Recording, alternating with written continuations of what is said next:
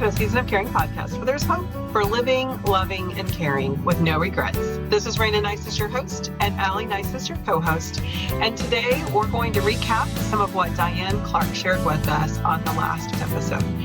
When I asked Diane what things she felt like were most important to communicate with you listeners, she said she wanted you to make sure to take care of you, that a caregiver is only as good as the care that you give yourself.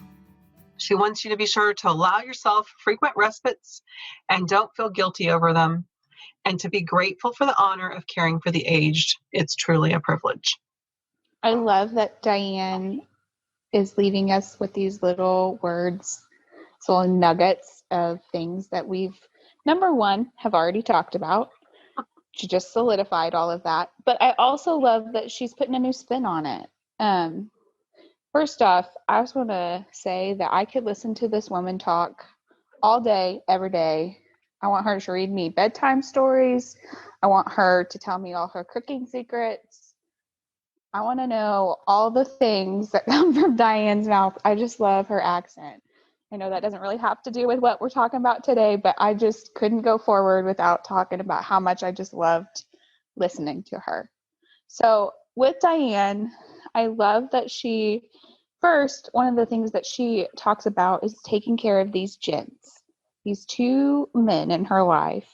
Not only did they pick up and move completely, I mean, I know it was kind of home. She said they grew up in Huntsville, but still, like, to say, we'll take care of you.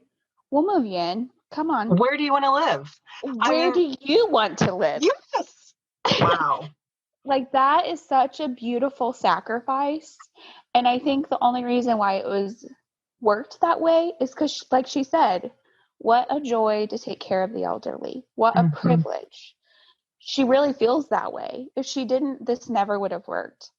And I don't know that either of them thought that the journey was going to be as long as that it was, especially with her father-in-law. They thought he was having strokes. Mm-hmm. And come to find out it was just medication. Like, that's crazy. But that beautiful sacrifice, and the way that she talked even about her grandson coming and running and jumping and knocking over. I think her father, maybe her father-in-law, and he gets the skin tear and he's okay with it just because he's never experienced that. It just opened this whole new world, not only for her, the caregiver, but also for her family and for these two gentlemen. Like, it's just this beautiful circle of life kind of thing. And the thing we talk about all the time, like, it's the privilege, it's the dream, it's why we do what we do, is so that you can walk your parents all the way home. She definitely did that. It is beautiful. And I love that, like you just said, our goal, our heart is to support you that are doing that out there. And I just so admired her commitment to that. Like you said, moving, they just went all out. And to be able to care for someone that is, I think, an in-law is a little different than caring for your own parent. And it was just beautiful to hear the relationship that they had. And none of that is to say it was easy or that it was perfect, because she made it really clear that it was hard. There were challenges. And one of the things that she knows she did not do enough of is take that respite time to take care of herself. No, and I don't know what kind of long-term repercussions she has because of that, but she did allude to that she has some issues still because she didn't take care of herself. And I think that sometimes when we're in the thick of it, like we've talked about before, we put ourselves on the back burner. And like she said, I wish I would have done things for me. I wish I would have, put myself first. Took the appointments that I should have taken when I scheduled appointments for the gents. I wish I would have not abused my body. I think that's something, we talk a lot about emotional and spiritual, and make sure you're taking care of the mental side of that. But one thing we haven't really talked about is like even the physical. We looked at some statistics. I know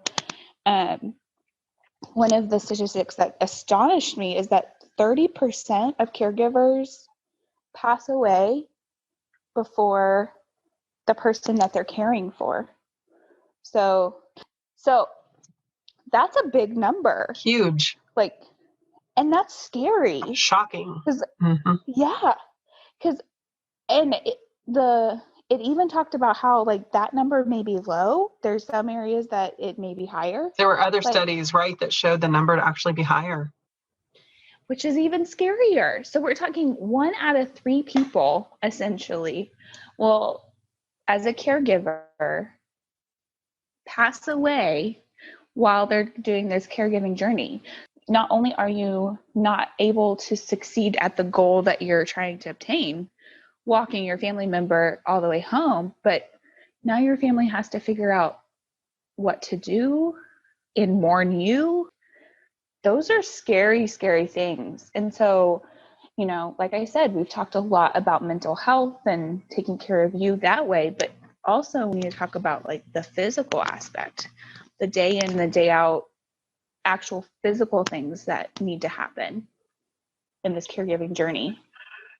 You know, we think about it often whenever we are working in a high stress job, that we need to watch our blood pressure, we need to watch and get the exercise that we need. I mean, there's so many things that we talk about relating it to our jobs, but realizing that so many times we're adding these responsibilities on top of jobs that we already have, or these responsibilities are becoming a full-time job for us.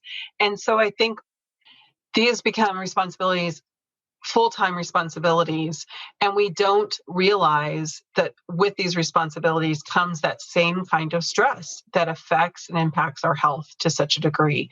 So keeping those well-person checks in place, going to the dentist, you know, doing those things which we just need to take care of ourselves. When we say take care of yourself, we mean all of those things. Don't skip the mammogram. Don't skip the annual exams. Make sure that you are taking care of anything that you already have that's a problem. So if you're fighting type 2 diabetes, or if you're dealing with any of those kind of physical issues, make sure that you are continuing to care for yourself, because there are high stakes in this. The stress can definitely wear down your body. And just like any job that you do, you've got to be realistic about what you're expecting of yourself and taking care of yourself. As a nurse, whenever I enter a home, because a lot of my people I'm taking care of it's an older generation taking care of an older generation. They're not very young, so they have their own health concerns. So I've just made it a priority to be like, did you take your meds today?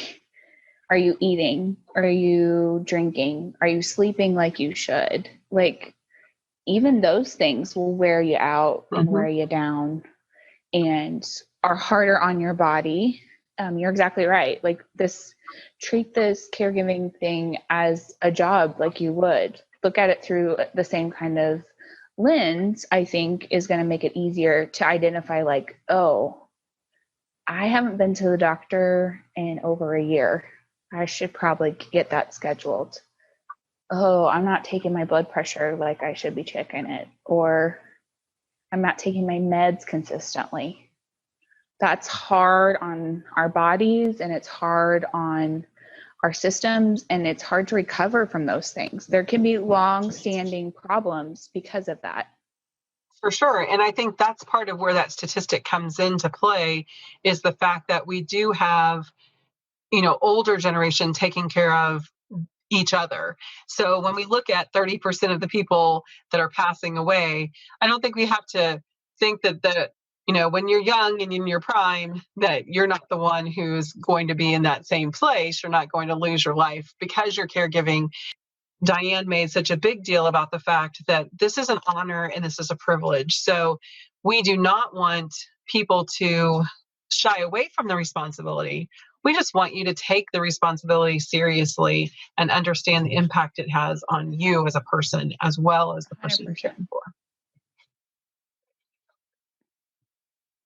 So I think that one of the things that comes to mind when we even talked about Diane's respite, when she hired help, and in the beginning, she would just hop in the car and drive for an hour one way and turn around and drive back. And I thought, wow, I would have had my big long to-do list. I would have been trying to do all these things being out of the house. But I think that brings up a good conversation we can have about respite. What exactly is respite, and what should we be doing with our time off? I love that she actually took that time to just decompress a little bit. She talks about how she might cry or scream or yell or pray or whatever. But I think it's important that sometimes when we schedule time away, it's like, oh, I need to go to the grocery store and the post office, and I need to pay these bills, and I need to do all these things that I haven't been doing because I've been taking care of this person. But then we're also not decompressing. We're not taking the time to realize that we are in stressful situations and that we need to stop, take a moment to breathe. My sister and I, one of the things that we would do probably once, maybe twice a month, whenever we were caring for my dad, is they had this salt room where you could go and just breathe in the salt, and it helped you to kind of detox and to relax. And we would just make an appointment for an hour and go in this room together and sit there and just talk. And not necessarily talk about dad, but about life and what are the kids up to and what's happening, but just to kind of take that deep breath and really relax into the moment and enjoy that company together. I think it helped our communication, it helped our relationship, but it also was something that really did help to bring the stress down in the middle of my 3 days of caring for my dad. So what things, listeners, think about, make a list. What things are relaxing to you? Maybe you just need a good nap. You might need to sleep the whole time that somebody else is there caring for your loved one.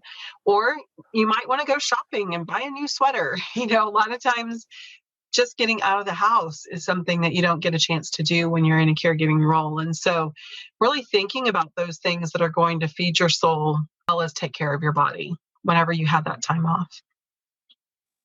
I agree. We kind of touched base about that before too, but I think we frequently talk about praying and reading in your Bible and reading a book or decompressing that way. But I think even like you said, maybe you just need a nap, and that's okay. Go take a nap. And respite seems like a formal word, but it really is just, taking the time away and making sure that you're being intentional with that time that you have away to decompress, process, mourn, whatever it is that you need to do to stay healthy and to be able to feel like when you walk back into your responsibilities, you have a new freshness about your ability to do that. Burnout comes, and it's something that we all deal with, but burnout is definitely, I think, one of the signs that I heard that really stood out to me was when you're skipping things that need to be done to care for your loved one because you just can't do it today. And I think I could relate to that. There were times that it was like, oh, do we have to do this again?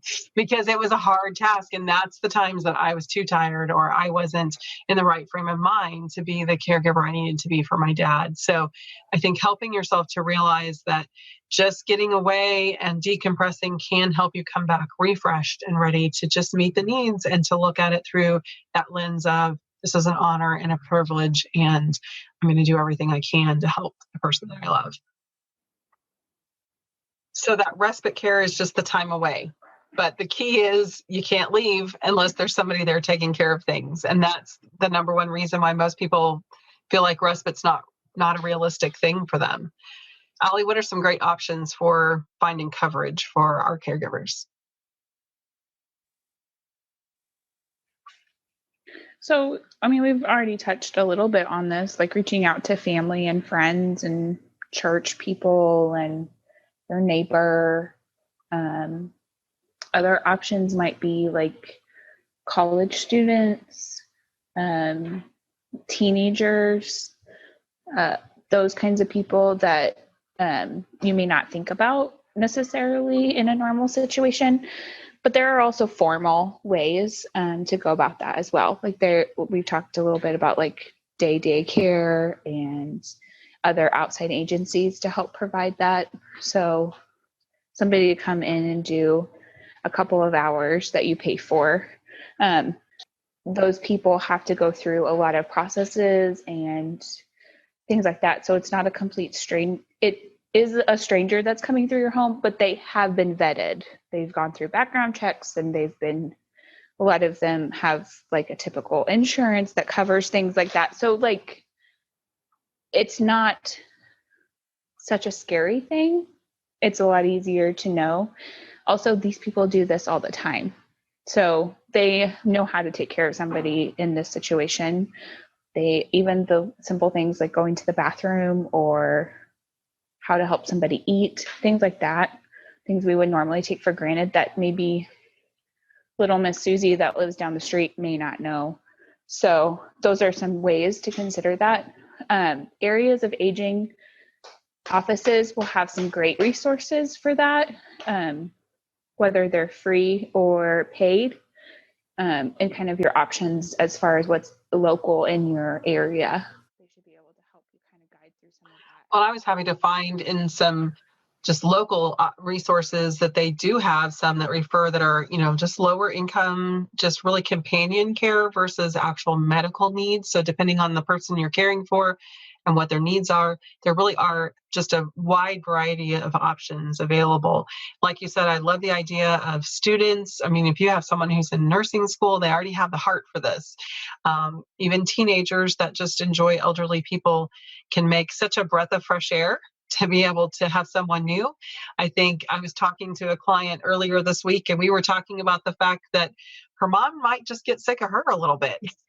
So it might be a refreshing thing for her mom to have a new face, a new personality to interact with every now and then, and for her to then be able to get out and do some of the things she needs to do, like go to the doctor and things like that. So there can be lots of pluses involved. Each person that we're caring for is a little different, just like Diane talked about having her daddy versus her father-in-law, and her father-in-law didn't really like new people. Her daddy really enjoyed having new people around. But just being able to bring in consistency, even for somebody who doesn't enjoy new people, once that person becomes a part of the regular routine, it really can be a great benefit for all involved. No, I agree. And I think everyone gets a little bit out of it. You get a little bit of a break, and like you said, maybe they're tired of seeing you as well. Maybe they need a break. But it's also just a new face, a new person, a new relationship that's different. Found it interesting too, whenever new people came in, they did things a little differently, or they had experienced things with other patients that I had never experienced before. So sometimes it can even help you get some new tips and tricks to deal with your caregiving experience with the person that you're taking care of. So there's lots of different benefits available. And it's great to be able to look at all the positives and take that step. Find a way to schedule some time to get yourself a little bit of respite. As Diane had mentioned, it's a priority and a privilege to take care of the elderly.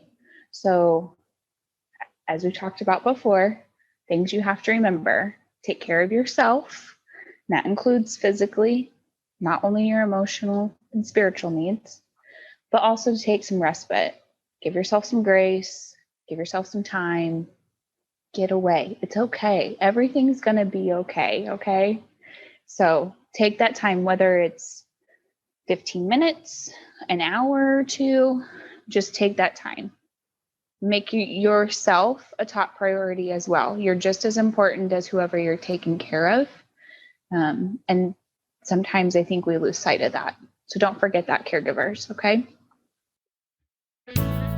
I agree. And listeners, we just would love to know what things you enjoy doing on your respite.